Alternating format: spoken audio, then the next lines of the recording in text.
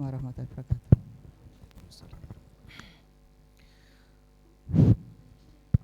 Bismillahirrahmanirrahim.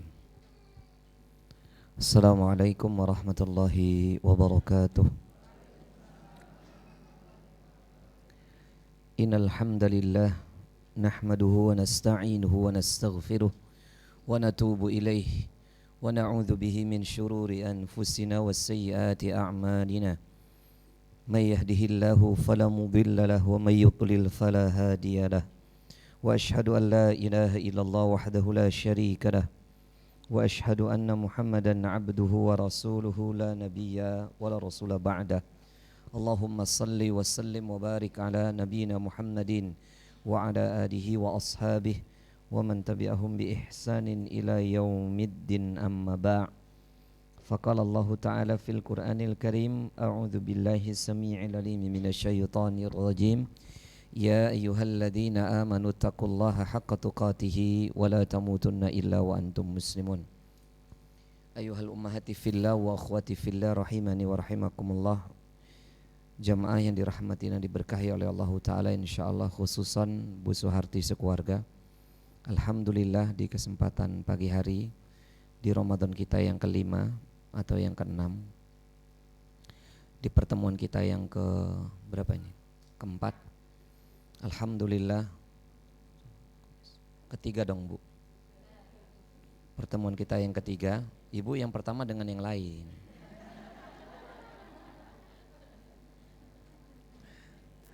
Benar ya? Alhamdulillah di pertemuan kita yang ketiga ini atas izin Allah Subhanahu wa taala kita diperjumpakan dalam keadaan sehat walafiat, diberi kemudahan oleh Allah melangkah dari rumah hingga majelis ilmu ini. Semoga langkahnya kita dicatat sebagai jihadu fisabilillah, kita ingin membuktikan kepada Allah bahwasannya kita mencintai Allah, mencintai perintahnya, mencintai segala syariatnya. Dan semoga Allah Subhanahu wa taala menjadikan jihad kita menuntut ilmu merupakan amal terbaik yang kita miliki, sehingga kita layak dicatat menjadi hamba-hamba yang bertakwa, diampuni segala dosa-dosanya, diterima seluruh amal ibadahnya. Amin Allahumma amin. Dan semoga kita semua, keluarga kita dan anak-anak keturunan kita diwafatkan dalam keadaan syahid atau husnul khatimah. Amin Allahumma amin. Kita memohon kepada Allah, nas'alullahal azim, nas'alullaha ilman nafi'an wa rizqan tayyiban wa amalan mutaqabbalan.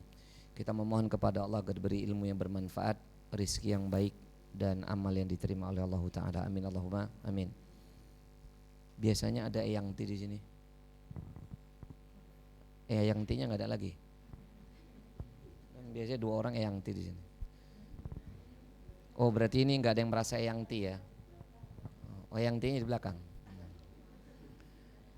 Yang merasa Eyang Ti boleh di sana.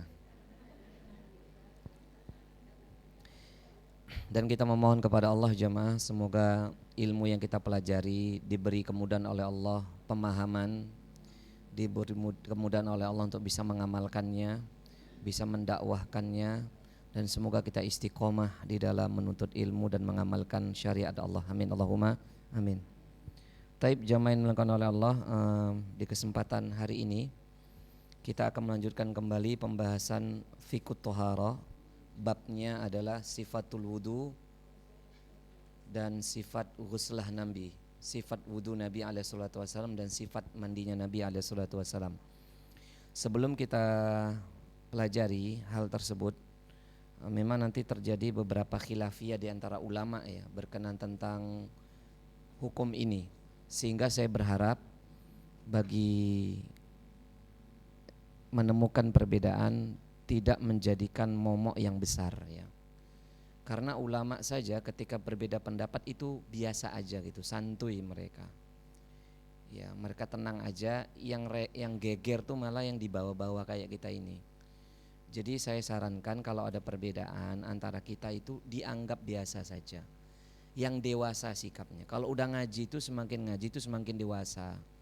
Kalau ada perbedaan pendapat santuy aja ya, udah usah kenceng-kencengan gitu ya, karena kedua-duanya pendapat ini atau 4 ulama mazhab ini mereka semua berdalil, khususnya Imam Asy-Syafi'i, Imam Ahmad bin Hambal dan Imam Malik. Ini yang paling banyak dalilnya ya. Jadi Imam Malik itu Imam Darul Hijrah, saya sudah jelaskan. Jadi 3 ulama ini Masya Allah ketika memutuskan satu perkara dalam urusan ibadah, mereka semua dengan dalil.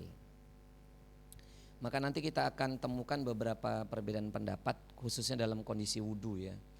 Ini jangan terlalu nanti akan saya paparkan perbedaan itu. Anda silakan milih. Ibu-ibu silakan milih, saya nggak boleh memaksa Anda gitu. Dan tentunya kita akan kembali kepada pendapat yang paling rojih. Kalaupun nanti ulama A mengatakan begini, misalnya Imam Syafi'i mengatakan gini, Imam Ahmad bin Hambal mengatakan gini, Imam Malik mengatakan begini, misalnya begitu, pilihlah yang paling kuat diantaranya. Tapi karena patokan kita adalah fikih Syafi'iyah, maka saran saya satu-satu aja gitu. Kalau Syafi'i ya Syafi'i gitu ya, Hambali ya Hambali gitu. Tapi keduanya itu mirip, tidak ada perbedaan yang begitu besar. Yang menjadi besar itu tergantung ustadznya kadang-kadang, ya kan? Ya kan, yang bikin jadi rodok lebar perbedaannya siapa? Ustadznya kan? Iya, ini memang kadang-kadang ustadz ini, saya khususnya harus banyak belajar itu ngerem diri untuk tidak mencondongkan satu pendapat, itu nggak boleh. Ya, jadi ibu-ibu nanti kalau belajar dengan ustadz yang lain, selagi dalilnya jelas ya. Tapi kalau menurut saya itu jangan dipakai. Ya, menurut saya itu jangan diambil. Tapi bagaimana menurut ulama gitu loh. Walaupun kemarin tuh masalah buang air kecil, kan hadisnya dhaif itu yang gitu kan. Terus yang jongkok kakinya dinaikin, yang kanan yang kiri di bawah, itu kan dhaif. Tapi ulama menggunakan hadis ini. Ketika pun kita menggunakan nggak salah gitu. Yang salah itu kalau kita menggunakan pendapat pribadi saya atau pribadi ustadz yang lain, itu yang salah.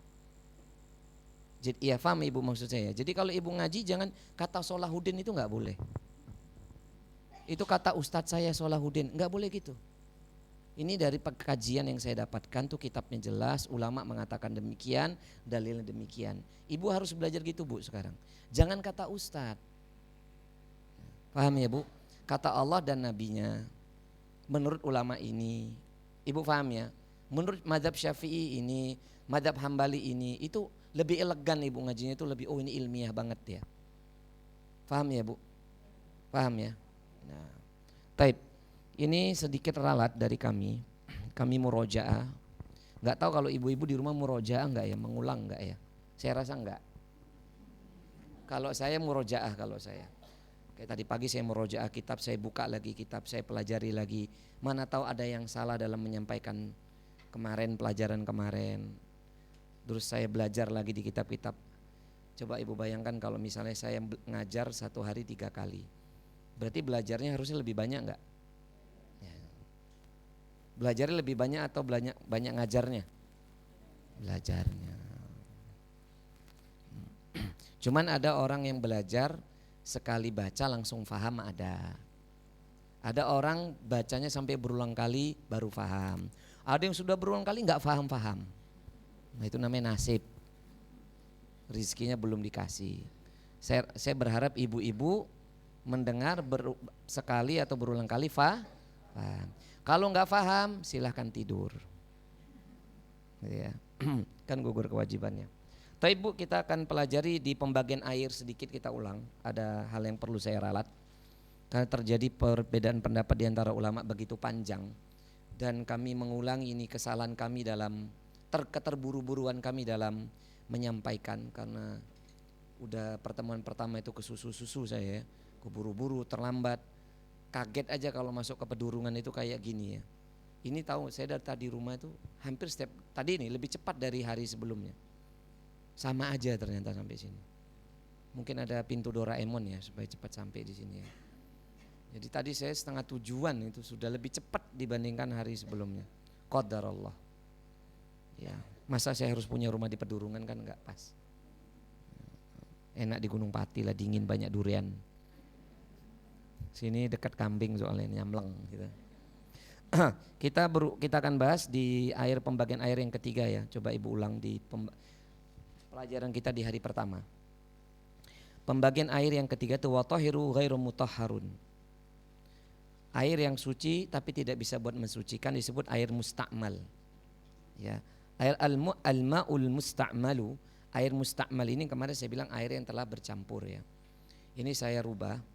Di sini saya baca lagi, air musta'mal adalah memang tujuan dia adalah fi raf'il hadathi au izalati najasi idza lam yutaghayyiru wala zada wazanuhu wa huwa tahirun liqauli alaihi salatu wasalam. Jadi air musta'mal ini ibu-ibu, kata Syekh Al-Imam Taqiyuddin, dia merupakan air asal muasalnya ya, air yang tujuannya untuk mengangkat hadas atau menghilangkan najis selama air itu tidak berubah atau tidak bertambah zatnya, nggak berubah zatnya atau tidak bertambah zatnya, maka dia suci. Nah dari pernyataan ini kan kemarin saya katakan, kalau dia airnya itu asal muasalnya bisa terus ditambah kayak air teh, jadinya kan seakan-akan ditambah toh, berubah toh, kemarin kan begitu kan.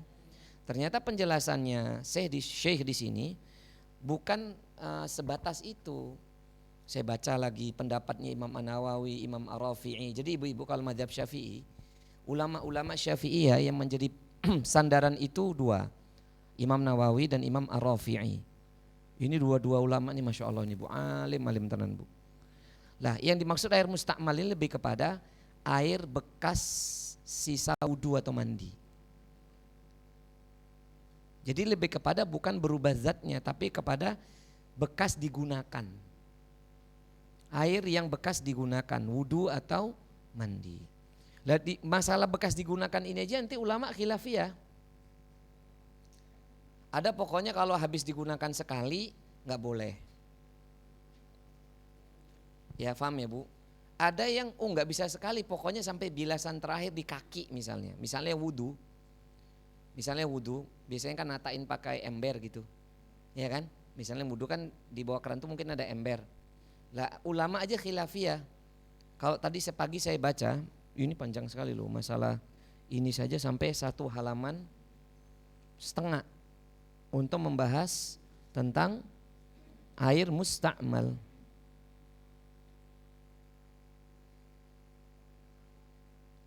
Jadi ada di antara mereka yang berpendapat termasuk Imam Ar-Rafi'i, kurang lebih beliau mengatakan atau pendapat di antara Syafi'iyah, pokoknya air yang nggak bisa dipakai lagi untuk berwudu atau bersuci itu apabila bekas wudu sampai kaki. Jadi ada lagi nggak bisa, kalau sekali dipakai aja sudah nggak boleh dipakai lagi. Paham ya Bu? Jadi misalnya tadi ditampung, nah sisa air itu boleh nggak dipakai untuk berwudu? Nah ini ada yang berpendapat nggak boleh. Tapi kalau kembali kepada keumuman dalil, selama dia tidak berubah warnanya kan gitu. Kan kemarin gitu kan, tidak berubah rasanya, tidak berubah baunya, enggak masalah. Tetapi yang jadi masalah, siapa yang bisa memastikan kalau habis digunakan itu enggak berubah? Warnanya mungkin enggak, baunya mungkin iya. Faham maksud saya ya? Faham ya? Sehingga kemarin penjelasan saya kan terlalu melebar sebenarnya. Termasuk air susu, air teh itu yang nggak bisa dipakai karena memang berubah zatnya. Tapi ternyata pembahasan di antara Syafi'iyah bukan kepada itu, tapi kepada air yang bekas digunakan. Makanya boleh nggak bekas menggunakan air yang digunakan mandi oleh suami atau istri habis mandi junub, gantian sama suami atau suami habis mandi junub, gantian sama istrinya. Airnya itu muncrat ke wadah air, ke ember atau ke bak kamar mandi. Kalau muncrat ini gimana hukumnya? Ini ulama khilafiyah. Namanya air musta'mal, air yang digunakan. Digunakan tadi kan banyak faktor. Habis digunakan mandi wajib, berwudu, atau tadi yang melebar digunakan untuk apa jenengan itu?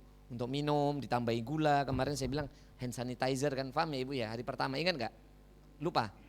Apa pas jenengan tidur itu? Bukan? Paham ya maksud saya ya? Nah ini ulama ternyata pembahasannya Masya Allah alim sekali. Ini menunjukkan kealimannya ulama-ulama Syafi'iyah.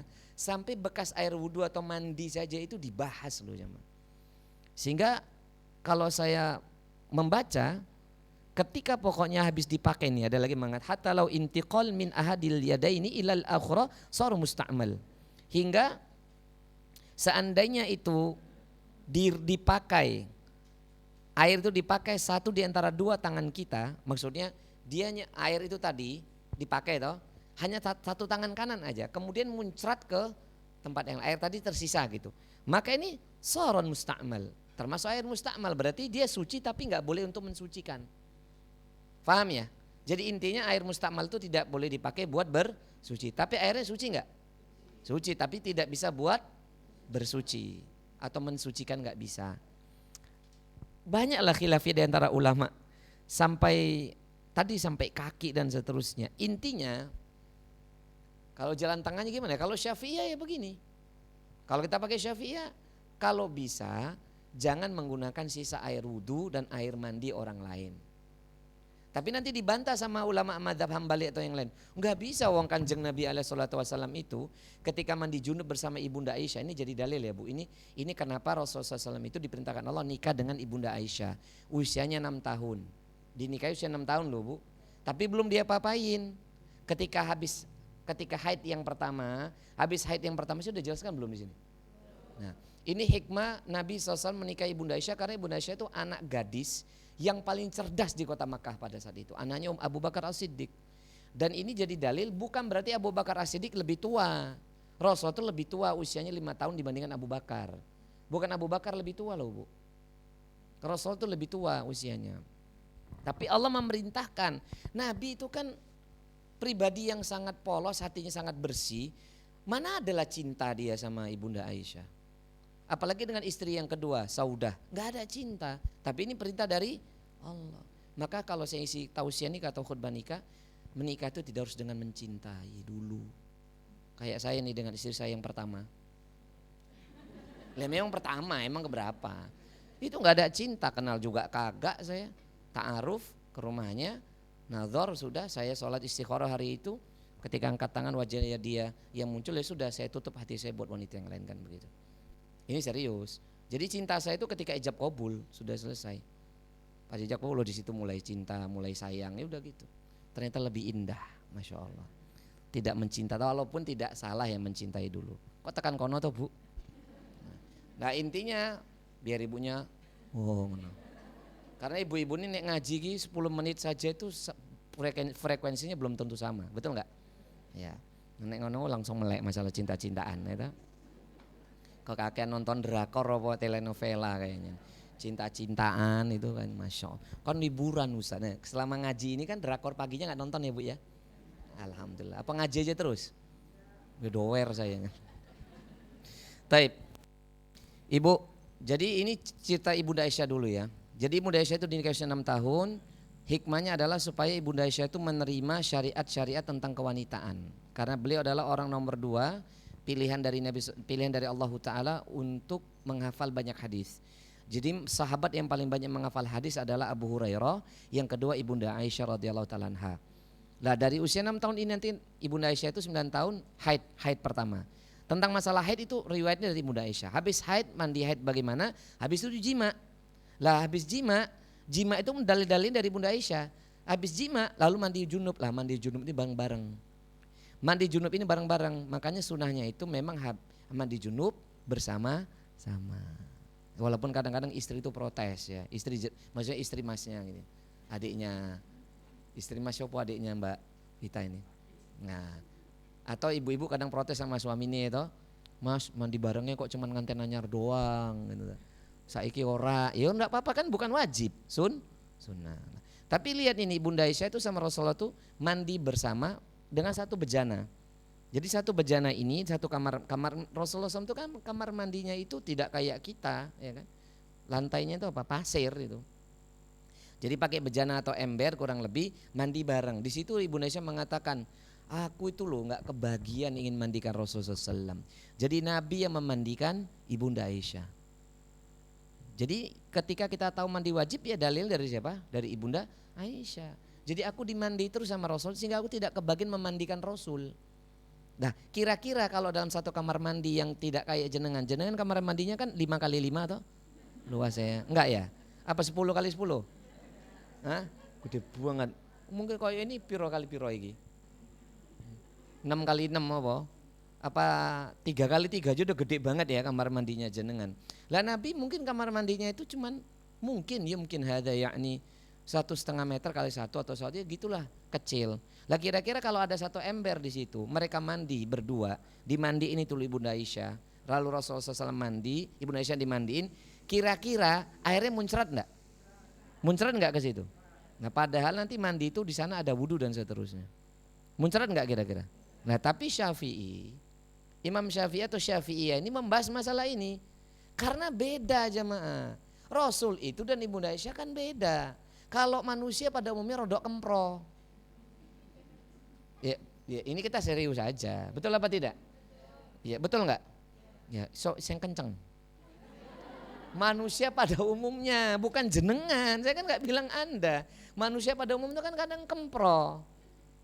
Betul apa tidak? Ini kadang-kadang kempro sehingga luar biasa waraknya, kehati-hatiannya Imam Syafi'i dan ulama Syafi'iyah itu supaya jangan sampai ketika nanti mandi sisa kotoran mungkin yang nempel di badan dia, entah itu bekas apa gitu, jatuh itu ke wadah air gitu, bejana air, wassalam ini. Bisa berubah warnanya, bisa berubah baunya, bisa berubah rasanya. Itu yang dikhawatirkan. Makanya kalau bilang Imam Syafi'i itu ndak alim, itu yang ngomong itu nggak mikir apa ya. Justru Imam Syafi'i ini menjadi rujukan dunia loh jemaah. Paham ya? Saya kalau bisa dibilang, saya pembelanya Imam Syafi'i. Kalau perlu saya bela tananan. Nggak apa-apa yang di sini, di sana. Saya persilahkan, boleh. Udah nggak usah dilihat, biar saya aja yang lihat. Jenengan saya lihat, malah jenengan dilihat. Ya Allah ya Karim. Ngomong gue penasaran ya. Nah, itu memang udah nggak ada yang bisa duduk kecuali ibu di situ. Ya, baik. Ini biar ibu pahami. Jadi air mustakmal itu bukan kepada air teh dan berubah seperti kemarin, tapi lebih kepada air bekas sisa yang digunakan buat bersuci, berwudu atau mandi. Jadi kalau kita netapkan mazhab Syafi'i ya kelas, hati-hati. Hati-hati dengan menggunakan air sisa bersuci kita. Tapi kalau mazhab Hambali atau selain Syafi'i ya bebas-bebas saja gitu. Maksudnya selama enggak berubah gitu aja. Nah, saya silahkan. Untuk kehati-hatian milih Syafi'i saran saya. Makanya kenapa mazhab Syafi'i itu butuhnya air yang mengalir. Ya kan? Tapi mengalir seperti apa itu nanti kita akan bahas.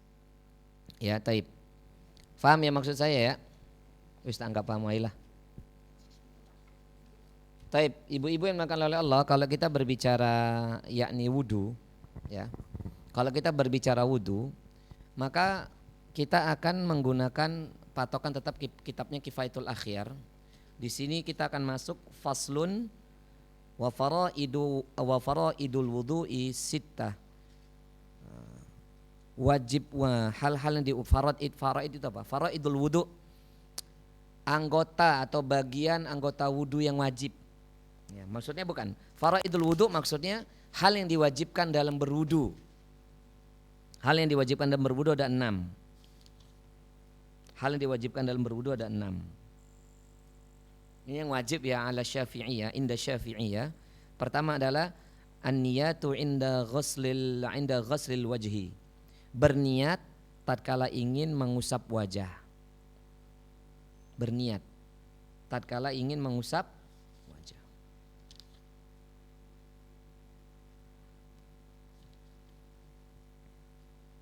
Nanti kita akan bahas tentang ininya ya ibu-ibu ya. Dalilnya yang umum itu apa. Dan nanti tolong saya diingatkan perihal tentang volume air belum kita bahas.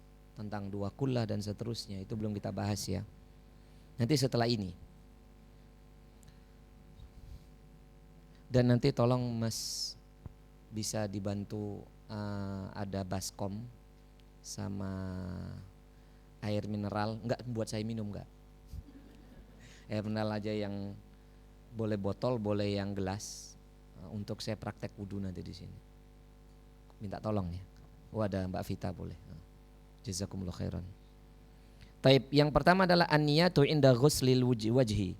Berniat tatkala ingin membasuh wudu. Membasuh wajah. I'lam annal wudu'a lahu syurutu wa furudu.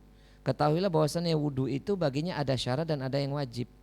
Nah, sebelum yang diwajibkan di sini malah Syekh beliau judulnya apa tadi? Wajib wudu kan, hal yang diwajibkan dalam berwudu. Tetapi di sini beliau memasukkan lagi tentang syarat wudu. Sesungguhnya wudhu itu baginya ada dua, syarat dan wajib. Syarat dan wajib itu berarti sama dengan misalnya wajib itu berarti sama dengan rukun gitu loh, paham ya? Rukun wudhu atau wajib wudhu. Tapi sebelum dia jelaskan ini, Syekh sebelum menjelaskan rahimahullahu taala wa ghafarallahu lahu walidayhi walimasyayikhi walimasyayikhina walijamil muslimin amin. Saya lupa, kita doakan dulu sang penulis kitab ini, semoga diampuni dosa-dosanya, diterima amal solihnya, dan semoga Allah taala merahmati beliau sampai berjumpa dengan Nabi di surga Firdaus, amin Allahumma amin. Baik.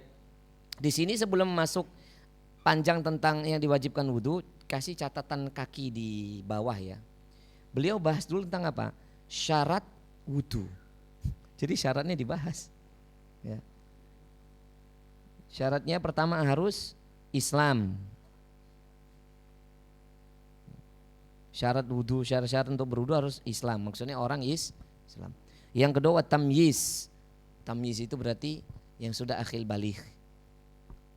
Maksudnya tamyiz ini bisa membedakan yang mana yang benar, mana yang salah. Itu tamyiz maknanya.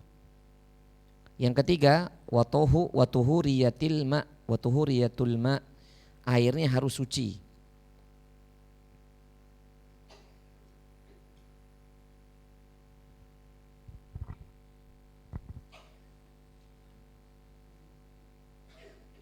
Itu udah dicatat, Bu?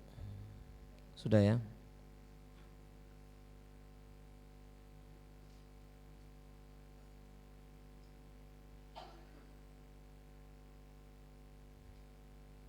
Ibu kalau sahur itu minumnya itu minimal setengah liter, ya, minimal setengah liter. Apalagi saya ngomong terus, ya itu minumnya minimal setengah liter kalau sahur. Jangan 1 galon, kurang dari itu jangan. Terus kemudian wa adamul mana'il al-hasya al-kalwasakh. Sebentar ya.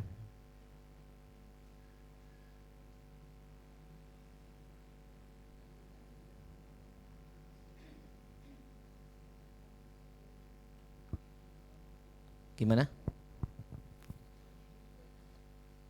Masalah kue. Itu syarat-syaratnya ya Bu ya. Kemudian wa adamul mana'i al-hisya kalwasakh. Tidak terhalang atas dirinya. Tidak terhalang atas dirinya. Tidak terhalang atas dirinya itu tidak menghalangi gitu, tidak terhalang atau tidak menghalangi kulitnya itu dari kotoran. Misalnya gini, kalwasakh ini berarti seperti, maksudnya anggota tubuh yang mau dibasuh itu loh Bu, tidak terhalang atau tidak menghalangi atas dirinya itu sensitivitas kulitnya itu loh. Misalnya kena kotoran, misal contoh, ini Syafi'iyah ya, cat. Itu kan termasuk kotoran nggak cat itu? Paham ya? Tidak menghalangi anggota tubuh yang ingin dibasuh tadi itu, tidak terhalang olehnya dari apa? Kotoran, untuk supaya air itu bisa ini. Makanya orang yang bertato, ini kalau indah Syafi'i itu tidak sah wudunya. Kalau Syafi'i ya, ajib ya, Syafi'i ya, tapi yang lainnya boleh. Makanya ibu-ibu yang kadang-kadang, maaf ya, saya kan nggak memperhatikan jenengan ya, bahaya kalau perhatikan jenengan. Alis matanya dikerok terus dicat apa apa jenengan itu, disulam apa ditato, ya kan? Itu kira-kira pori-pori ketutup enggak? Nah kalau Syafi'i enggak sah itu, medeni toh. Ya, makanya udah dilarang ojo dikerok, apa gen delok tuyul ngono, dikerok gen guyuk apa delok tuyul, bar niku di sulam atau di tato atau apa namanya nggak tahu lah saya itu. Nah ini kalau indah Syafi'i nggak sah. Nauzubillah. Bahaya ini ibu-ibu. Ya, ibu-ibu hati-hati. Pokoknya sesuatu yang menghalangi anggota tubuh tadi supaya ibu, supaya apa? Dibasuh tadi, jangan sampai dia terhalang dari sesuatu yang lain. Anggota tubuh tadi saya udah kasih contoh lah tadi ya. Iya, Masya Allah. Gak eman-eman ini airnya. Apa nih? Kangen water. Iya. Mahal loh kangen water. Gratis kalau dikasih. Ya Bu ya, yang ketiga, yang keempat apa berapa nih? Islam, tamyiz, suci airnya tidak menghalangi dari sesuatu yang sensitif seperti kotoran. Yang ke berapa? 5. Wa adamul mani'i asy-syar'i kal haidi wan nifas. Tidak menghalangi atas dirinya, tidak terhalang atas sesuatu, tidak terhalang atau menghalangi sesuatu dari syariat. Misalnya adalah haid dan nifas.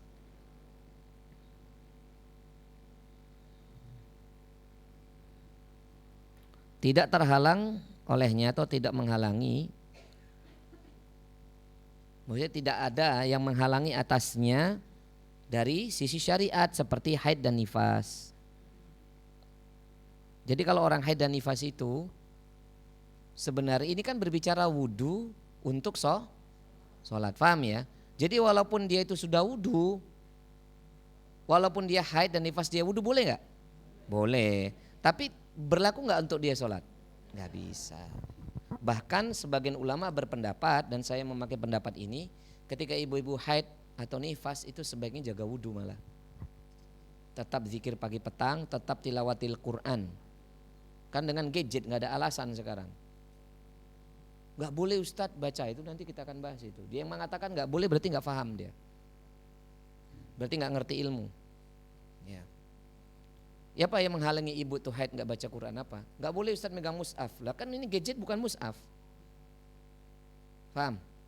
Ya. Kalau itu mushaf nggak boleh bawa kamar mandi. Paham ya?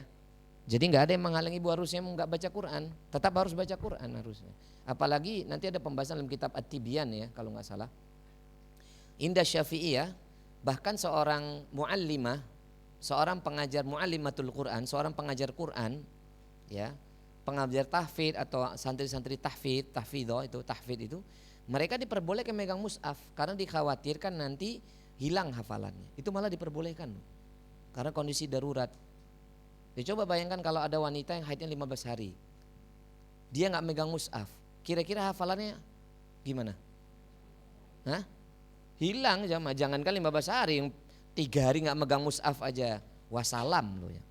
Nah, ini bagi yang pernah belajar Quran. Taib. Udah Bu? Yang berikutnya yang berapa berarti? Nah, wa dukhulul waqti fi haqqi dzawil dururati.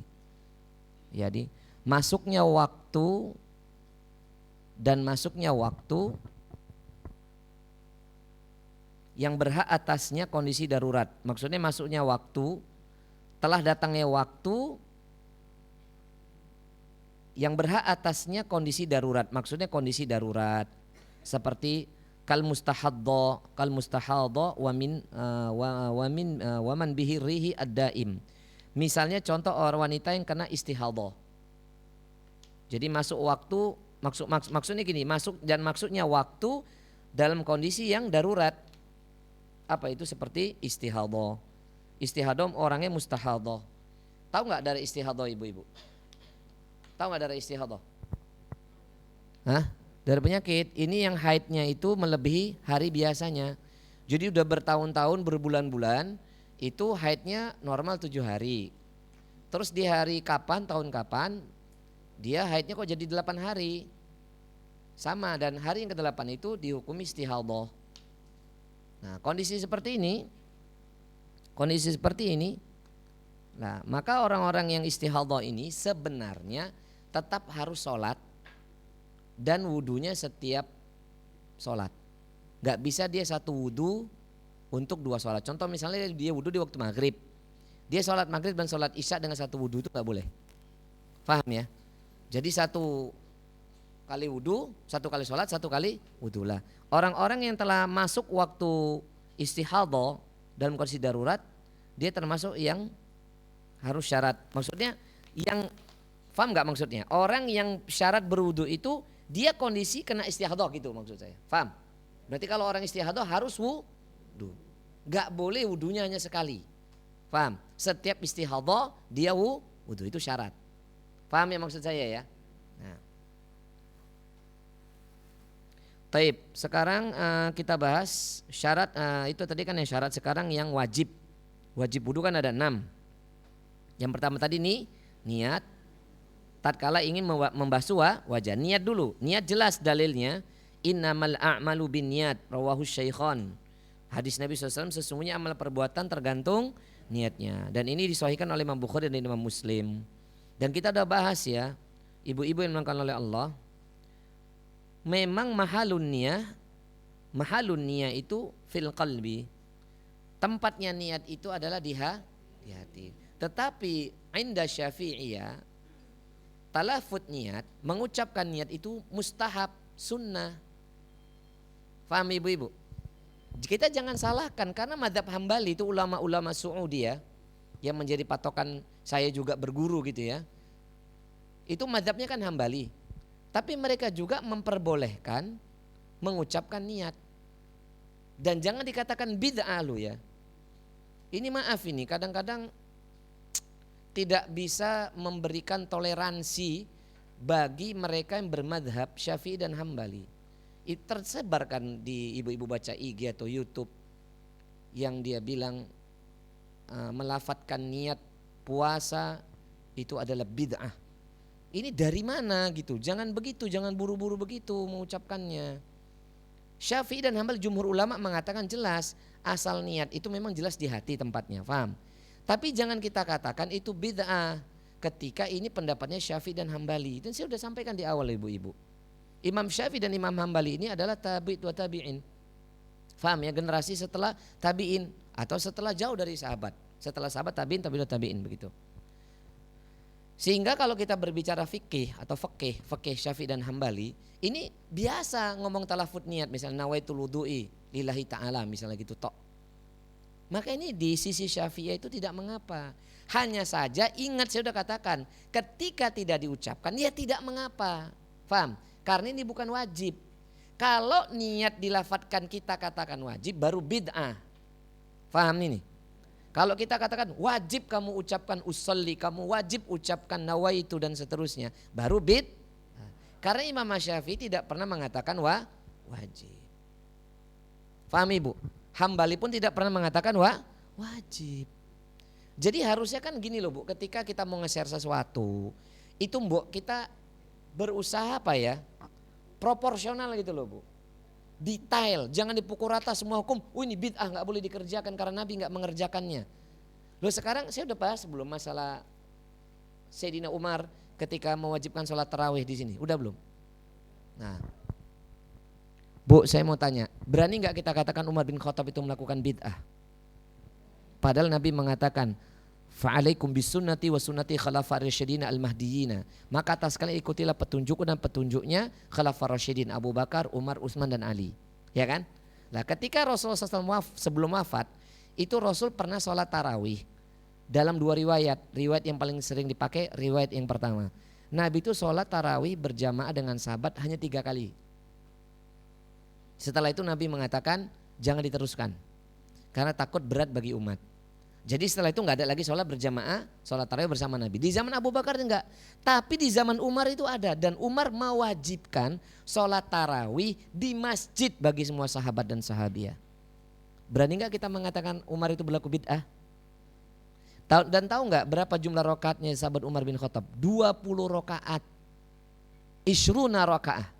20 rakaat. Jadi sekarang Masjidil Haram ketika mereka mengerjakan 20 rakaat. Saya sholat di sana itu. Itu dari sejak zaman Umar sampai sekarang itu Masjid Nabawi, Masjidil Haram sholat tarawihnya 20 rakaat. Jadi nggak boleh kita mengatakan yang paling benar adalah 11 rakaat. Loh berarti Umar bin Khattab melakukan bid'ah dong. Paham ibu maksud saya? Paham ya? Maksud saya membahas ini tidak semua yang tidak dilakukan Nabi kemudian dilakukan sahabat lalu sahabat kita katakan perbuatan bid'ah. Ibu paham maksud saya ya? Paham ya? Seperti misalnya sahabat Abu Hurairah Bilal bin Rabah radhiyallahu taala anhu. Karena sebab beliaulah mengerjakan sholat syukur wudu yang Nabi nggak pernah, saya sudah jelaskan kemarin di sini. Ya kan? Yang Nabi nggak pernah mengerjakan Tapi kemudian Abdullah bin Rabah mengerjakan, akhirnya diperbolehkan sholat sunnah syukur wudhu. Berani kita katakan Bilal bin Rabah melakukan bid'ah? Enggak. Sekarang ketika Imam Syafi'i golongan tabi'ut tabi'in, beliau itu melafatkan niat. Supaya apa? Niat kita ini kan sering intikal, sering berubah-ubah niat di dalam hati kita. Betul apa tidak? Jangan kita katakan buru-buru ini bid'ah. Kalau semua landasannya kan Rasulullah nggak mengerjakan. Kalau mau dicek jamaah, banyak sekali amal-amal yang tidak dikerjakan Nabi tapi dikerjakan sahabat. Contoh, Umar bin Khattab buat Baitul Mal. Tahu Bu Baitul Mal, yang mengelola zakat, ghanimah dan seterusnya. Berani kita mengatakan bid'ah? Kemarin loh saya dengar tuh Ustaz Firanda Andirja, hafizullahu ta'ala, Syekh Firanda Abu Abdul Muhsin, itu menjelaskan tentang keutamaan Abu Umar bin Khattab. Banyak sekali syariat dan dalil-dalil yang turun lantaran ucapannya siapa? Umar bin Khattab. Nah, apakah kemudian kita katakan Umar bin Khattab melakukan bid'ah? Ibu paham maksud saya? Salat tarawih kalau gitu di masjid bid'ah dong. Kan Nabi gak ngerjakan. Kan gak wajib. Berani gak? Lah berarti kalau Imam Syafi'i, berani gak kita katakan beliau berbuat bid'ah? Jangan. Gak boleh ya. Ibu-ibu yang udah ngaji sunnah di tempat yang lain, jangan buru-buru menghukumi satu hal. Nih, saya aja nih saking takutnya bicara fikih, 3 kitab yang saya bawa. Gak main-main loh ini. Karena urusannya ibadah. Kalau ibadah ini diterima nanti berefek kepada hal yang lain. Kalau ini ditolak nanti berefek kepada yang lain. Ibu paham maksud saya? Nah, berarti boleh nggak melafalkan niat? Di sisi Syafi'iyah sunnah. Jangan kita katakan bid'ah. Itu ibu-ibu harus pahami ya. Murid-murid saya nggak boleh kayak gitu. Ya nggak boleh mengatakan demikian. Bahkan di sini ibu-ibu,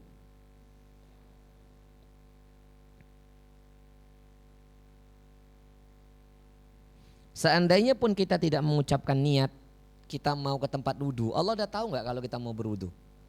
Tahu, paham ya? Nah, yang jadi masalah ketika ibu-ibu mau berwudhu di kamar mandi, ini yang sering kemarin sempat saya singgung kemarin di sini. Ibu usahakan nanti berwudhu itu di tempat yang tertutup. Ya, nanti kalau di tempat terbuka nanti akan saya praktekkan nanti di sini, insya Allah. Tapi saya nggak pakai jilbab, tak kasih contoh aja, ya. Ibu, jadi kalau mau masuk kamar mandi itu tadi sunnahnya kemarin apa? Baca bismillah dulu ya. Ya, Allahumma inni a'udzubika minal khubuthi wal khaba'is. Atau boleh lagi Allahumma inni a'udzubika minal khubuthi wal khaba'is, bismillahnya untuk bersuci. Jadi ketika jenengan masuk ke kamar mandi, itu udah enggak perlu mengucapkan bismillah lagi ketika mau berwudu atau mandi. Paham? Atau bagi Anda yang mau melafadzkan niat, ya bacanya dari sebelum masuk kamar mandi. Paham? Bismillah, bismillah Allahumma inni a'udzubika minal khubuthi wal khaba'is, baru baca nawaitul wudu'i. Nawaitul wudu'i lillahi ta'ala aja udah boleh, enggak harus panjang-panjang. Nawaitul wudu'i lirafil hadatsil asghar, fardu lillahi ta'ala, gitu ya? Betul kan? Nawaitul wudu'i lirafil hadatsi asghar lillahi ta'ala, gitu kan? Iya, saya hafal. Hah? Nawaitul wudu'a, maaf, keliru. Itu jadinya maf'ul bih ya. Nawaitul wudu'a li rafil adatsil asghara fardulillahi asghar lillahi fardulillahi ta'ala. Ini dibaca jenengan pas masuk kamar mandi, di kamar mandi baca itu. Kan enggak boleh. Menyebut asma Allah di kamar mandi boleh enggak? Enggak boleh. Lah kalau di dalam hati nawaitu itu ya berarti kan cukup di hati dong. Paham enggak? Ya boleh. Wong jenengan ingat Allah dalam kamar mandi ya boleh, nggak dilarang. Nggak ingat sama suaminya di kamar mandi nggak apa-apa, nggak dilarang. Itu maksud saya. Kalau memang itu diwajibkan, kok yang memberatkan kita. Cukup kita masuk kamar mandi baca bismillah, Allah udah tahu kok kita mau buang hajat kemudian wudhu. Paham ibu maksud saya? Jadi tidak harus diucapkan. Kalaupun mengucapkan ya tidak salah. Karena Syafi'i dan Hambali itu sama. Paham ibu ya? Mensunnahkan bahkan memperbolehkan yang mengucapkan nawaitul wudu'a. Nawaitul wudu' lillahi ta'ala boleh. Nawaitul wudu'a lirafil hadatsil asghar ya gitu ya. Saya lupa lirafil hadatsil asghar lillahi. Wes suwi ibu enggak moco soalnya. Dimaklumi ya, dimaklumi. Karena saya mau cari yang simpel-simpel loh Bu. Lihat itu wudu lillahi ta'ala udah selesai itu.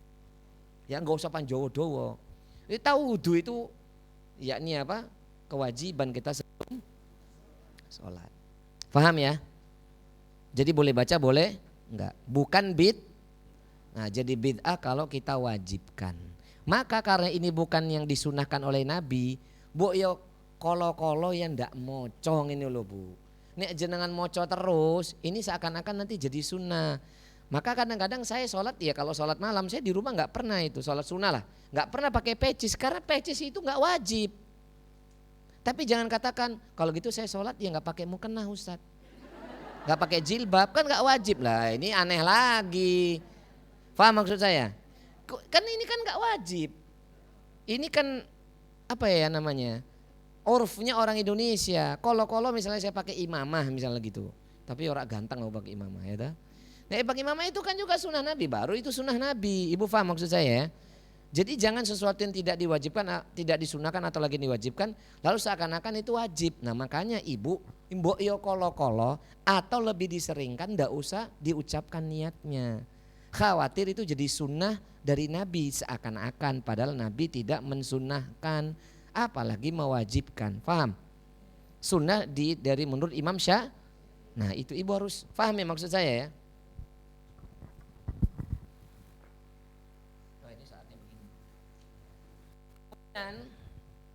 Yang kedua adalah setelah kita berbicara niat,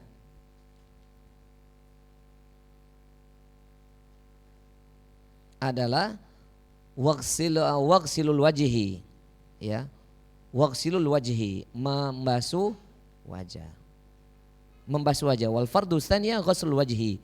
Yang kedua, kewajiban yang kedua adalah membasuh wajah.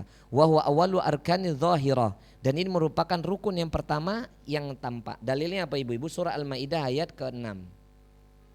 Jadi dalilnya adalah ya ayyuhalladzina amanu idza qumtum ila sholati faghsilu wujuhakum. Ya. Surah Al-Maidah ayat ke berapa?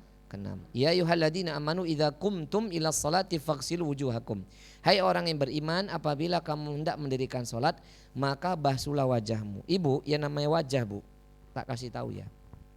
Yang namanya wajah itu seluruh wajah. Ini nggak ada kantongnya ini. Jadi namanya wajah tuh nih. Yang ngantuk jangan lupa baca doa. Bismillahirrahmanirrahim. Koyone sudah sing ngangler tekan Mekah katanya. Wis ketok wis pokoknya. Jadi namanya wajah itu ya ini. Ini wajah. Paham? Jadi jenengan kalau wudu cuman gini. Jujur, pernah enggak? Hah? Pernah nih. Masih kecil masa enggak pernah? Masa masih kecil enggak pernah? Pernah enggak? Pernah kan? Saya yakin bukan yang masih kecil, jenengan saiki gitu. Buru-buru. Ya Allah, ini loh jamaah, nih. Takut bedaknya luntur. Eman-eman Ustadz, ini bedaknya mahal gitu. Sudah suntik serum ya ta, gen glowing kan. Astagfirullahaladzim. Ini ya Bu, ini wajah ini. Maka kenapa nanti kalau para ikhwan atau pria itu ketika dia berwudu, lihyanya itu juga diginiin. Diginiin. Supaya di sela-sela supaya apa bagian yang apa namanya? Dagunya, kok daging Bu? Yang ti lo daging, dagu yang ti. Oh ya daging wis. Biar bagian dagingnya, ya salam. Gen dagingnya kena ngono. Waduh. Ya Bu ya, paham ya? Bu, Mbak maju lagi aja Mbak, itu ada yang di belakang. Ya maju. Nah ya. Nah maju. Nah Mbaknya yang ya maju ya. Itu khusus Eyang ti biar bisa selonjor. Jadi jangan, itu udah di booking sama Eyang ti. Ya jadi nggak apa-apa. Maafkan Eyang ti. Pengertian maksudnya ya Eyang ti ya. Gen tidurnya angler gitu maksudnya. Botan. Ya, jadi jelas ya. Hai orang-orang yang beriman, jika kamu yang hendak mendirikan sholat, maka yang dilakukan terlebih dahulu adalah basuhlah wajah. Ini wajah. Maka ketika membasuh itu,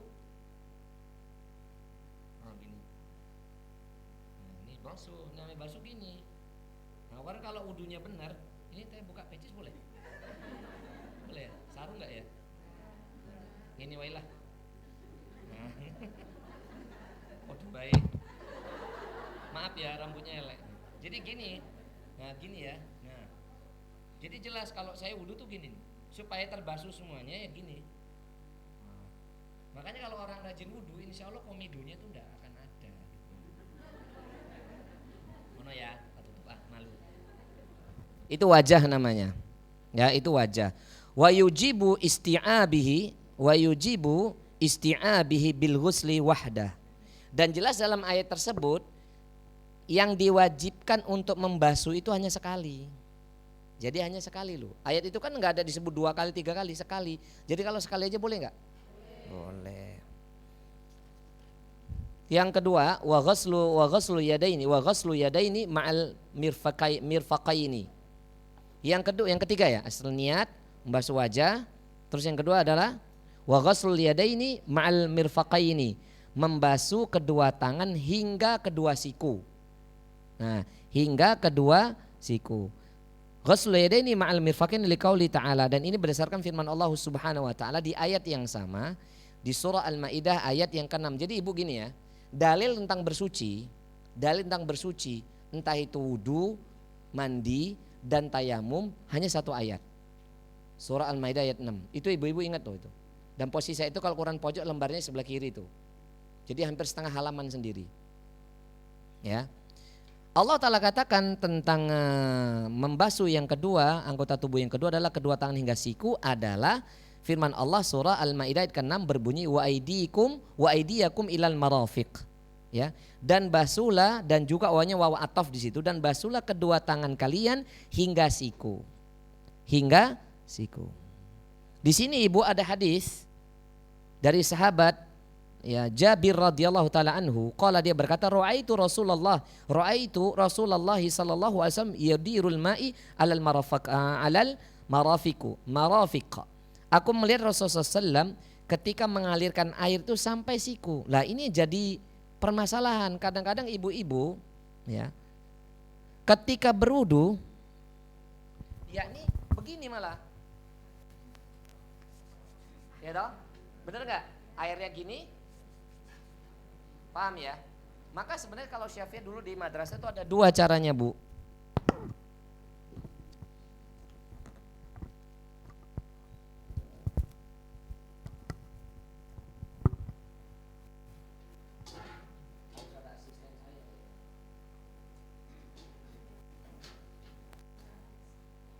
Nanti ya,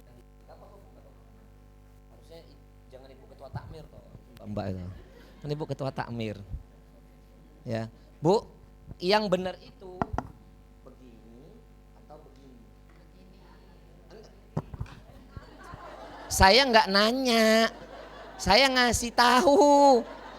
Kok malah begini milihnya? Saya kan nggak nanya. Aduh. Kok Ibu lebih cepat dibandingkan gurunya? Saya ulangin ya. Begini atau begini gitu loh.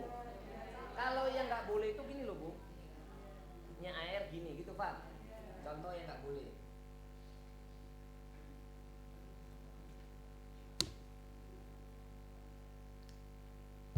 Contoh yang nggak boleh ya. Misalnya gini. Ya air keran. Gini loh. Paham maksudnya? Loh kan sampai siku. Kalau sampai siku berarti berakhirnya di mana?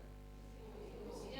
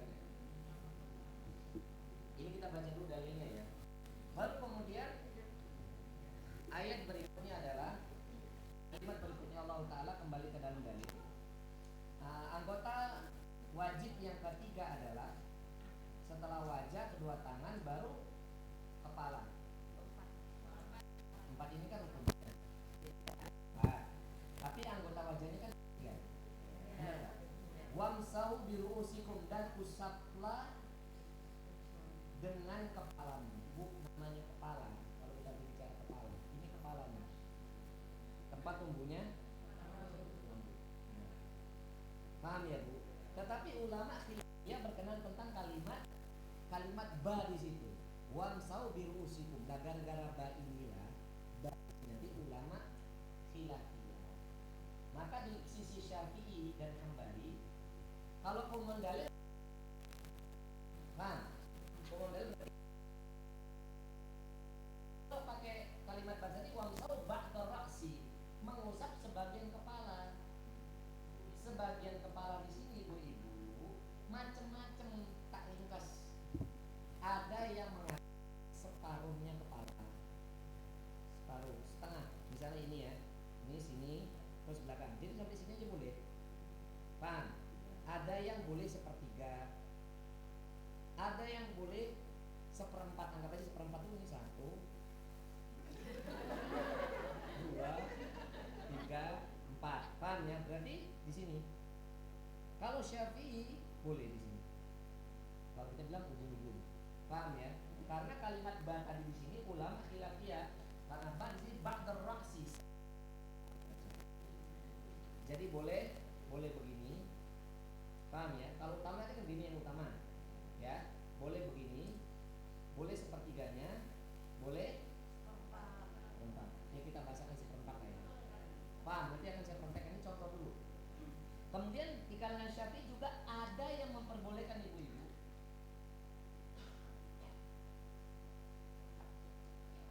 diperbolehkan juga, misalnya ada juga yang berpendapat tuh hanya bagian belakangnya aja dikit, misalnya dia rambutnya mungkin sudah, rambut tuh cowok itu sudah di dia gini doang nih pakai air, dia gini doang ini ayo paham boleh. Bahkan ada lagi yang misalnya ini loh, dia pakai ini nih, nggak pakai tangannya, jadi ini basah, misalnya ini basah, diginikan doang boleh.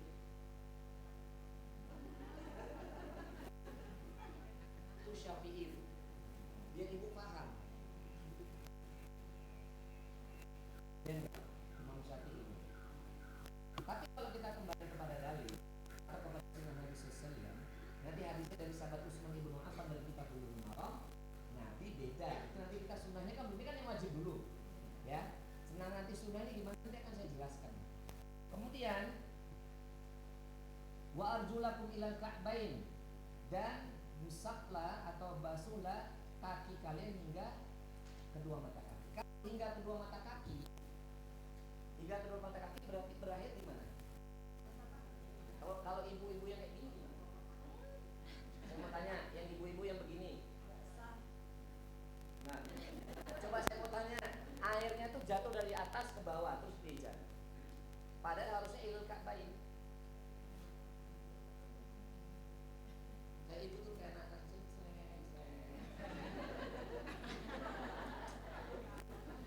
Waduh.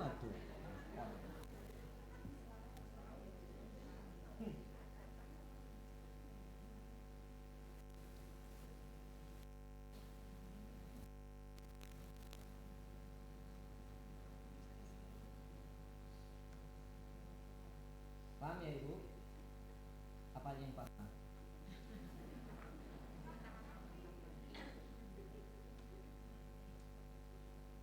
Bahkan ibu-ibu yang kata Allah, ini ada dalil. Ini ada penjelasan ya dari Imam Nawawi. Qala an-Nawawi fi syarhi Muslim. Iya Bu, namanya lagi mempraktekkan mic-nya nggak bisa kepegang Bu, nggak ada kantongnya. Masa saya begini? Dimaklumi ya, Ibu di atas aja, nah biar ketok. Waduh lah ini.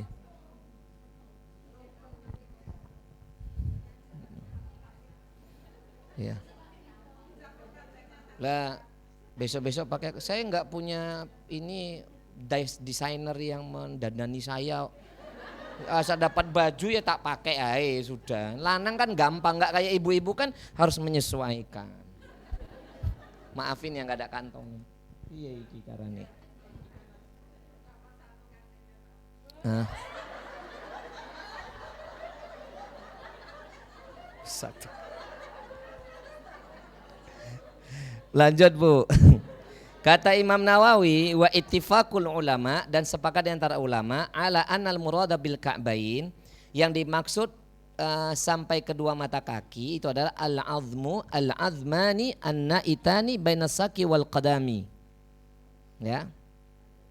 Yang dikatakan kata Imam Nawawi, yang dikatakan yang dimaksud dari sampai mata kaki itu adalah, sebentar ya.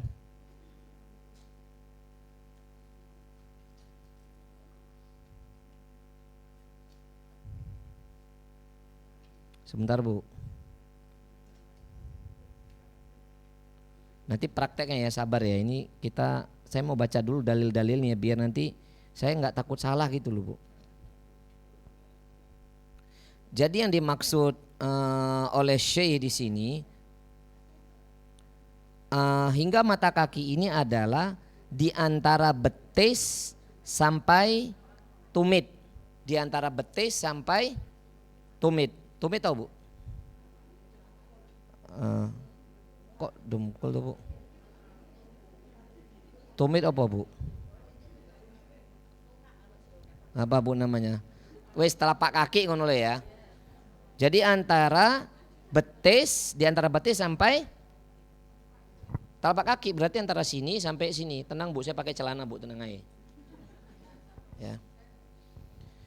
Gitu ya Bu. Ini yang dimaksud adalah membasuh kedua kaki hingga mata kaki. Dan ini jalannya jelas. Lah sekarang Ibu, saya akan praktekkan wudu. Saya praktekkan wudu yang sesuai surah Al-Maidah ayat ke-6, atau seperti yang diucapkan oleh Al-Imam Taqiyuddin Abi Bakar ini dalam kitab Kifatul Akhyar menurut mazhab Syafi'i dari sisi beliau ya. Paham ya? Tak contohkan ini, saya tak buka pages-nya dulu. Ini piye iki maksudnya iki? Buka kancing ya ngono.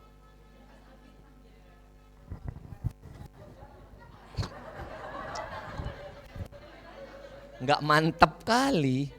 Jatuh nanti nih. Enggak iso Bu. Saru Bu.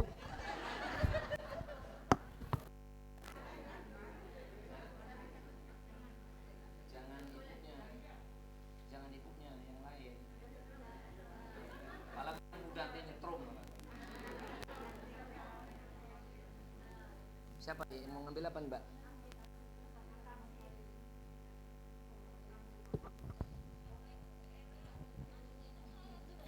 Waalaikumsalam.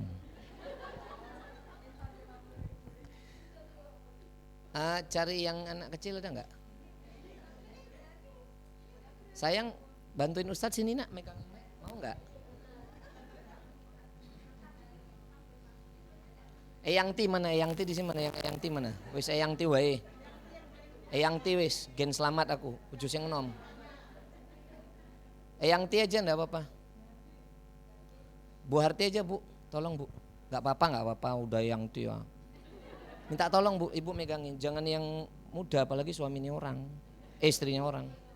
Enggak boleh. Ngapunten ya Ibu. Ya mungkin dia lagi kebelet. Ngapunten ya Bu. Nah ini yang wajib wudunya ya, wajib wudu ya. Misalnya kita pakai Syafi'i, nawaitul wudu'a lillahi ta'ala. Jangan deket-deket Bu. Gini ya. Ini yang apa? Surah Al-Maidah ayat keberapa? 6. Terus kemudian tangan.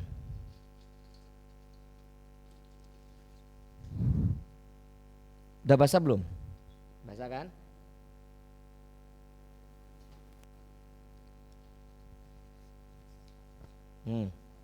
Dan kemudian boleh begini, boleh begini, boleh begini, atau boleh? Loh memang benar. Ya nanti, sabar. Hah? Kan ini sekali, sabar Bu.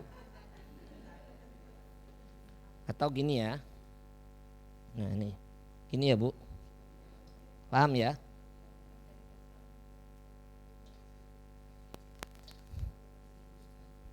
Gini ya Bu, kalau mau diguyur berarti gini, gitu ya, basah nggak? Nah baru nanti sebenarnya kalau nggak harus dibilas pun nggak apa-apa. Yang penting dia diguyur sampai ke mata kaki atau sampai sini boleh. Nah, itu wajib wudhu. Paham ya? Jadi kalau ibu wudhuannya begini boleh. Sebentar, ibu yang pakai jilbab nanti gampang nih. Kita bicara yang standarnya ikhwan dulu ya, laki. Kemudian kita pakai hadis dari sahabat Utsman ibnu Affan. Tapi nanti ada istinsyaknya, saya izin nggak pakai masukkan air ke hidung ya. Itu dalam kitab Bulughul Maram. Yanti capek? Pegang lagi. Nah ini yang afdal sunnah ya Bu. Bismillah. Bacanya tanpa diucapkan nawaitu wudu'a. Tapi kalau mau mengucapkan nawaitu wudu'a boleh. Ya lillahi ta'ala. Kalau saya hanya dalam hati aja ya. Contoh saya dalam hati bismillah.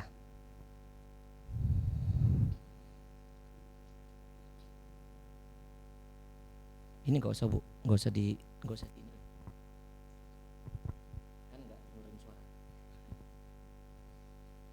Kebanyakan. Ya. Baru kemudian Rasulullah SAW kata Utsman bin Affan mado watan syaka watan thara thalatha marrah. Nabi berkumur-kumur dan istinsyak.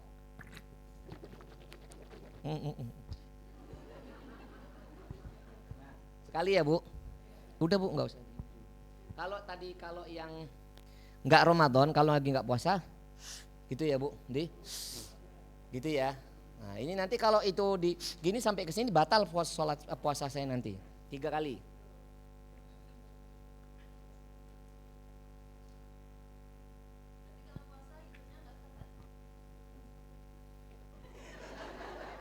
Nanti sabar.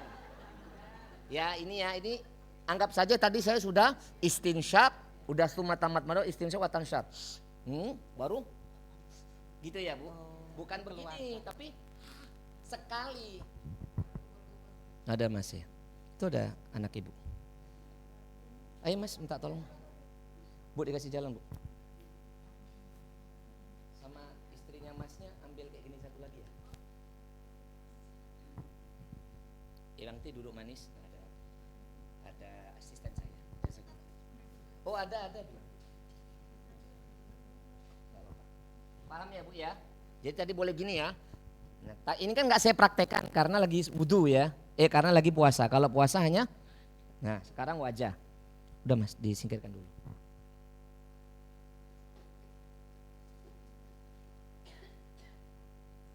Kalau yang berjenggot berarti gini. Kalau ibu berjenggot medeni.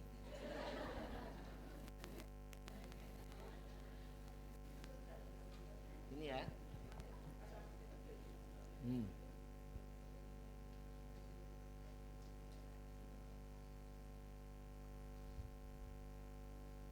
Kemudian gini Bu. Ya.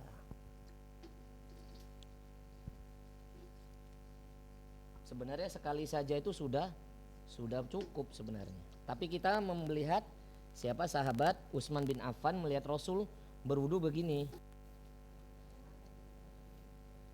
Ya Bu.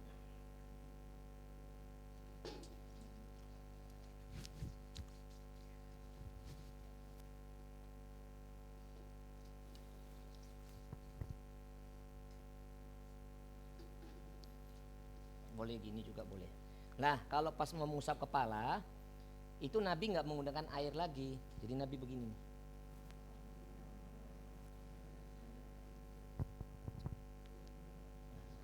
Itu hadisnya ya, paham ya. Tapi kalau rambut ibu yang panjang jangan begini ya.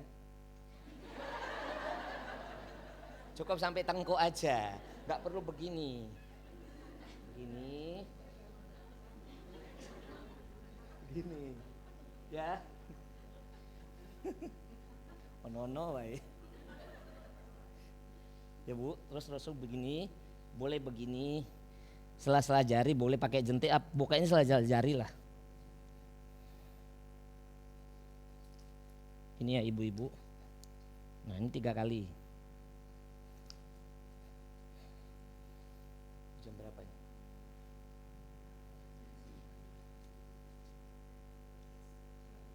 Anggap aja ini yang ketiga ya. Nah ini yang sunnah Nabi SAW. Lalu Nabi membaca doa, asyhadu an la ilaha illallah wahdahu la syarikalah wa asyhadu anna Muhammadan abduhu wa rasuluh. Allahumma ja'alni minat tawwabina wa ja'alni minal mutatahhirin. Sampai ini aja. Sedangkan wa ja'alni min ibadikal sholihin itu enggak ada hadisnya. Jadi sampai wa min ibadikal wallahumma ja'alni minat tawwabina wa ja'alni minal mutatahhirin. Sampai ini aja udah. Ini wudunya yang sesuai dengan Nabi, sunnah Nabi ya. Terus kalau buat ibu-ibu ngos-ngosan juga ini. Enggak apa.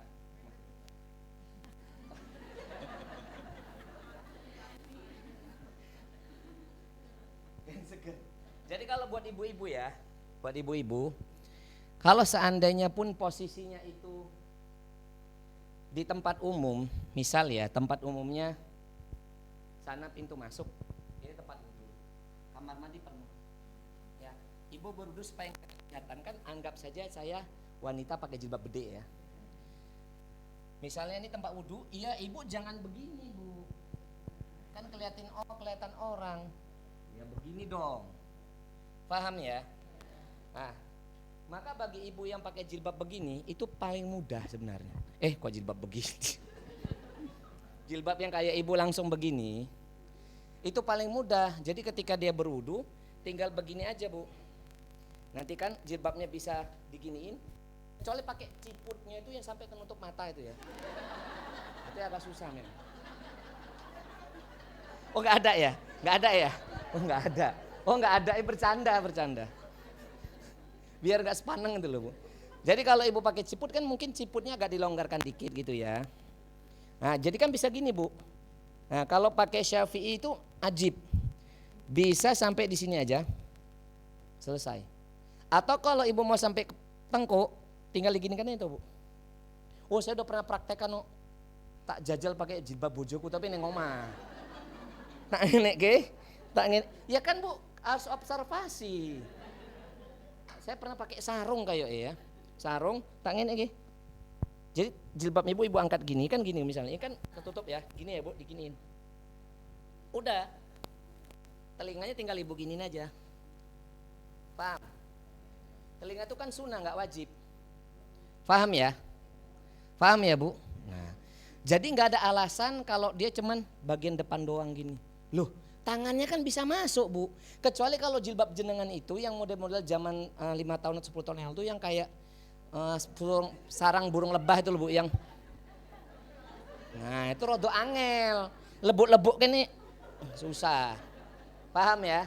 Kalau jilbabnya sekarang atau jilbab yang kain aja kayak yang mbaknya itu yang kayak gini itu masih bisa kan, bisa diginiin, dikendori kan, dilepas gini kan bisa kan? Bisa nggak? Tapi jangan diduduh kayak wong lain nih, kadang-kadang tuh mbak-mbak tuh loh, ibu-ibu tuh dibuka gini. Astagfirullahaladzim, nggak boleh. Paham ini ya? Paham? Lah Ustadz kalau kelihatan orang, ya kan udah posisi gini, dia tangannya ketika diginikan kan nggak ketok. Maka ketika berwudu mbok yo jaga auratnya nanti loh bu. Jadi jangan yang munggungin. Mas tekel ini tuh. Contoh. Orang Mbak Yunya bening tuh, glowing dulu. Gak boleh. Ya paham ya? Paham ini? Paham, baik. Apa lagi? Apanya gak sah? Penasaran ya. Bu, sekarang ini menjadi dalil. Ketika jenengan lagi safar, khususnya naik pesawat ke tanah suci atau kemana, gak ada alasan tayamum. Ibu mau tayamum di mana? Saya mau tanya. Apalagi pesawatnya udah internasional, itu nggak ada namanya jok pesawat, itu ada debunya, itu nggak ada bu. Kalau nggak divakum, itu cover joknya itu diganti. Lah ibu gini-gini, contoh nih cok, mana ada debunya? Nggak ada. Lah sekarang kalaupun ini ada debu misal, pegang ya mas, misalnya ini debu, lah kan ada air. Nah ini jadi dalil bu, bahwasannya Nabi SAW itu dalam hadis Bukhari Muslim dalam kitab Bulughul Maram, hadis ini sahih. Rasul tuh pernah berwudu dengan menggunakan 1 mud dan pernah mandi menggunakan 4-5 mud atau 1 sok. Nah 1 mud itu bu adalah air yang dituangkan, tangan mas dengan tangan saya gede mana mas? Coba, oh jelas dia ya. Coba mas, tangannya dua-dua begini mas. Satu mud itu agak ditekuk gini. Satu mud itu air yang dituangkan ke tangannya Mas ini yang gede ini. Ini Rasul pernah berwudu dengan segini loh, Bu. Paham Ibu? Nah, saya tadi wudu ini kok kakean saya tadi ini. Biasanya pakai satu air gelas itu udah cukup. Jadi kalau jenengan besok ke tanah suci itu ya Bu diisi airnya ini, bawa ini diisi air minumnya atau air dari kamar mandi itu boleh. Wudunya di tempat sini aja. Dan gak harus kumur-kumur, hanya menggunakan 4 anggota tubuh yang wajib tadi. Paham ya? Wajah, kedua tangan sampai siku, kepala sampai kaki lah. Yang luar biasa ketika kita sedang safar, bahkan ketika di sini pun cukup hanya membasuh dengan khuf, membasuh bagian khuf itu bagian dari sepatu penutup kaki. Termasuk kaos kaki itu adalah khuf. Jadi kalau misalnya jenengan safar, nggak butuh jenengan membuka kaos kaki. Maaf Mas. Cukup hanya begini aja. Gini, bagian atas. Dah. Paham? Paham ya? Nah. Basah nggak? Basah kan Mas? Ini udah sah, namanya mengusap khuf. Dan ini ternyata bukan hanya ketika safar. Kalau safar syaratnya dari rumah itu sudah berwudu dulu. Tapi diperbolehkan mengusap khuf bagi wanita atau laki-laki ketika dia mukimin di tempat. Misalnya nggak bisa melepas sepatu bagi laki-laki atau kaos kaki seperti polisi, tentara gitu kan, atau security yang jaga, atau mbak-mbak yang nggak harus repot, dia itu berwudu melepaskan kaos kaki atau sepatunya. Faham ini? Dan ini syaratnya apa? Sebelum keluar rumah menuju masjid dia sudah berwudu dulu. Itu syaratnya, syarat mutlak. Faham ini? Jadi ibu-ibu nggak harus berwudu itu lepas kaos kaki. Cukup segini aja nih, sekali aja cukup. Nah ini juga jadi dalil kalau jenengan pas lagi di Masjidil Haram, amin Allahumma amin. Berangkat semua ke tanah suci, amin. Pembimbingnya Solahuddin, ya kan? Manut dan mustate. Lah, jadi ketika jenengan itu lagi di Masjidil Haram nggak harus keluar. Kalau jenengan keluar tuh toiletnya jauh loh. Bawa yang kayak begini atau dengan semprotan boleh, spray. Nah itu apalagi bagian kaki tinggal diusap saja, maksudnya kaos kakinya cukup udah sah itu. Dan gak harus kumur-kumur, gak harus telinga. Cukup menggunakan 4 anggota tubuh tadi, wajah, kedua tangan hingga mata siku. Hingga apa nih? Siku, kemudian kepalanya atau sebagian dari kepalanya, lalu kemudian kaki hingga kedua mata kaki. Paham? Cukup gak kira-kira? Lah terus alasannya pakai air yang banyak mana gitu loh. Paham Ibu ya? Sekarang Masnya tak contohin.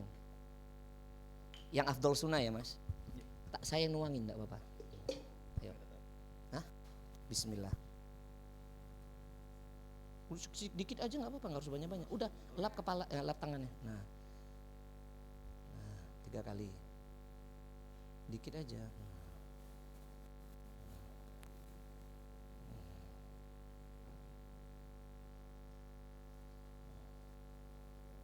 Nah ini kalau mazhab Syafi'i, kalau kukunya panjang tuh harus masuk harusnya. Nah makanya jangan sepanjang-panjang kukunya. Ibu-ibu jangan pedicure manicure ya. Kalau mazhab Syafi'i nggak bisa. Sekarang kumur-kumur, nggak usah dimasukkan ke ini ya, ke hidung ya. Ya.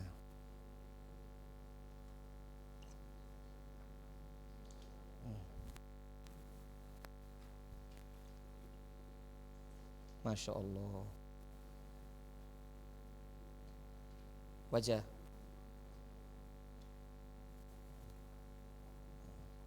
Wah ini bakal bisa punya jenggot panjang.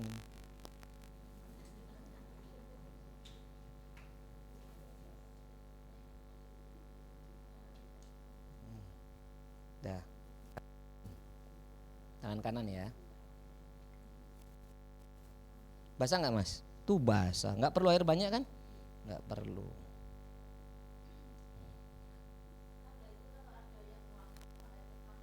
Sebentar. Nah, ini tadi kelirunya begini. Jadi memang kalau yang kanan tuntaskan 3 kali, yang kiri tuntaskan 3 kali. Jadi jangan kanan kiri. Kalau kanan kiri itu seperti pakai hands body lotion. Jadi ada tartibnya. Yang kanan 3 kali, yang kiri 3 kali. Jangan kanan sekali, kiri sekali gitu ya. Udah anggap aja dia udah 3 kali. Sekarang kan masih ada bekas airnya kan? Masih. Sekarang kepalanya. Iya kepala. Enggak, langsung aja kayak sunnah Nabi tadi. Nah gitu. Terus ininya. Nah, gini ya Bu, yang ini yang telunjuk itu masuk ke lubang, kalau yang ibu jari diginiin. Nah, paham? Itu afdol sunnah ya. Ya, insya Allah kalau yang wudunya gini, insya Allah nggak ada memelihara daki di sininya. Insya Allah. Paham ya? Kaki mas. Ojo dur. Kok tok auratnya. Wes lah, wes kaki wes. Malu bucun nih wes. Iya ketinggi ya. Nek saya kan aman pakai ini. Nah, dah gitu ya ibu-ibu paham ya? Nah, jazakumullah khair ya mas. Sudah cukup. Silakan, nah baru boleh bertanya. Silakan kalau mau bertanya. Saya kasih waktu 5 menit ya. Saya soalnya 9:30 harus ngisi lagi nih. Maraton sepekan ini, masya Allah. Amit ibu-ibu. Silakan. Tadi lihat nggak saya sendiri bisa? Ya, bisa kan saya sendiri? Ya, nggak harus dituangkan orang lain. Apalagi dituangkan istri lain kan ya. Istri orang lain itu kan nggak boleh. Dalam kalau orang sakit itu tidak wajib wudu. Kalau bisa dia tayamum. Kalau nggak bisa tayamum ya sudah langsung sholat aja. Karena syariat sholat itu lebih awal turun dibandingkan syariat bersuci.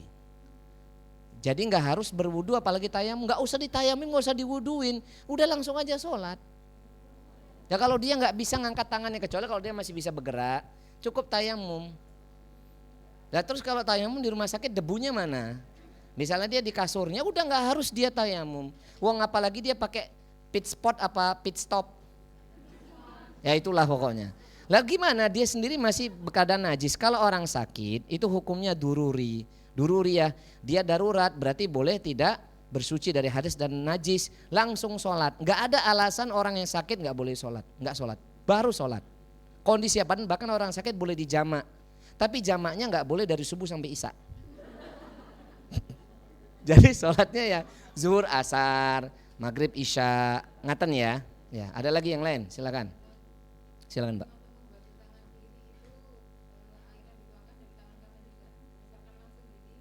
Ya boleh. Ya, karena kan nggak pakai. Gini, ada sunnah Nabi SAW.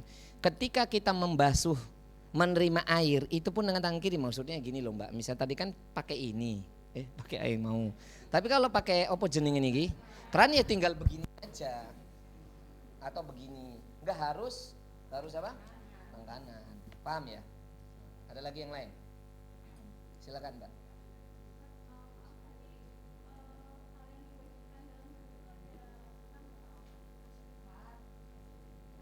Yang diwajibkan tadi ada berapa? 6. Niat, membasuh wajah, kemudian membasuh kedua tangan hingga mata kaki hingga siku, membasuh kepala, membasuh kaki hingga kepala sebagian kepala, mata kaki. Yang itu bodoh berapa itu? Yang ke-6 watartibu ala ma dzakaronahu. Watartibu ala ma dzakaronahu, dan tartib itu tertib atas apa yang telah disampaikan. Jadi harus tertib, tidak bisa kepala dulu baru wajah, nggak bisa kaki dulu baru itu, nggak bisa. Gitu ya. Ada lagi yang lain? Silakan. Ya silakan.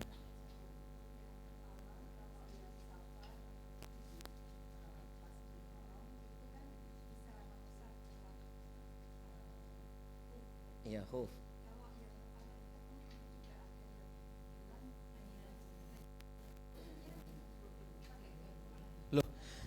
Enggak, Nabi itu kan pakai imamah ya atau sorban. Nabi itu ketika sorban memang diginikan aja. Nah sekarang kalau Syafi'i itu bisa sebagian rambut lah, masa jenengan tangannya nggak bisa masuk gitu ke dalam jilbab? Bisa nggak? Kecuali kalau tangannya kaku. Ya masukin aja kan bisa kan? Kan bisa di saat jilbabnya jenengan ngumpat di balik jilbab kan bisa tuh Bu. Gini jilbabnya ini paham nggak? Ini kan ngumpat kan digini bisa kan? Lah Dalilnya mana Ustaz? Dalilnya surah At-Taghabun ayat 16. Fattaqullaha mastata'tum, maka bertakwalah kepada Allah, lakukan ketaatan kepada Allah semampu kamu. Semampu kamu itu maknanya semaksimal mungkin. Lah kalau kondisinya jenengan atau ibu-ibu tuh bisa tangannya itu untuk mengusap kepala, apa alasannya kenapa harus jilbabnya diginiin gitu? Apalagi ini di tempat sholatnya wanita, nggak ada yang lihat. Laki-laki kan nggak ada yang ngelihat, perempuan semua kecuali ngintek-ngintek gitu. Tapi nggak ada yang mau ngintek siapa. Nah kecuali suaminya. Tapi kan suami nggak mungkin di saf laki-laki. Yang ada saya lihat safnya laki-laki diisi wanita. Karena nggak mau pisah sama mas, aku sama kamu mas.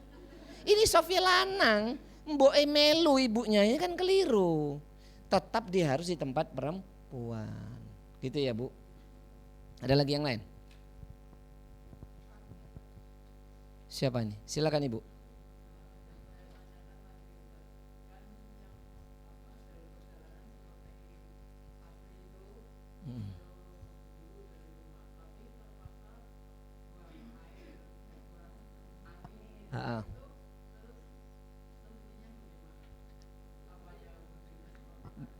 Buang angin. Ya buang angin kan batal. Ya wudhu lagi. Wudhu lagi. Tapi dia harus melepas sepatu kan tadi saya katakan Ibu Eyangti. Ibu Eyangti paham ya? Jadi ketika misalnya polisi tentara lah. Kalau zaman Eyang kita sebut ABRI ya. Ketika dia dinas, dia nggak mungkin melepas sepatunya karena lagi dinas gitu kan. Ya dia berwudu, jangan tanya berwudu dengan air, tapi ketika kaki dia hanya mengusap bagian atas khufnya sepatunya gitu loh Bu. Cuman begini doang kayak tadi sekali aja, udah sah itu. Dan dah harus 3 kali karena dalam riwayat yang lain Nabi pernah berwudu 2 kali. Maksudnya 2 bilasan. Yang 1 bilasan hanya kepala loh Bu. Ya, yang 1 bilasan itu hanya kepala, yang lainnya 3 kali. Coba Ibu perhatikan tadi. Yang 3 kali kan yang lainnya, yang sekali hanya kepala dan telinga. Tapi kalau Syafi'iyah, sebagian Syafi'iyah boleh 3 kali ini 3 kali, ini 3 kali. Yang lucu ada yang gini Bu. Iki yopo iki. Mending ra usah lah wes iki. Kalau yang benar yang sesuai dengan sunnah Nabi ya tadi gini, terus begini. Paham ya Bu?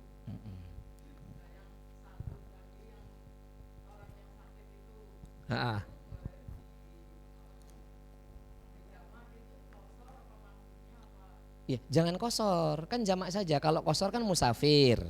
Kalau kan nggak berpergian, cukup jamak saja, nggak usah kosor. Ya enggak. Ngaten ya Ibu, hanya jamak mawon. Jadi zuhur, asar, maghrib, isya. Jadi subuh jangan dijamak dengan sholat yang lain, nggak boleh ya. Apalagi subuh sampai isya. Ibu cukup ya, saya ini ada jadwal ngajar lagi 9:30. Mudah-mudahan ini bermanfaat. Insya Allah tinggal sisa pertemuan berapa kali? 1 kali lagi. Ya berarti besok berarti hukum mandi ya, mandi besar ya, mandi besar ada 2. Ada beberapa mandi nanti akan saya jelaskan. Nanti saya akan praktekkan mandi di sini ya, akan saya praktekkan. Oh, emang mandi tenanan? Astagfirullahalazim. Ibu ini ekspektasinya out of the box oh. Gitu ya ibu-ibu ya. Semoga bermanfaat. Kita akhiri dengan doa kafaratul majelis. Subhanakallahumma wa bihamdika asyhadu an la ilaha illa anta astaghfiruka wa atubu ilaik. Wa sallallahu ala sayyidina Muhammadin wa ala alihi wasallam wal akhir. Wassalamualaikum warahmatullahi wabarakatuh.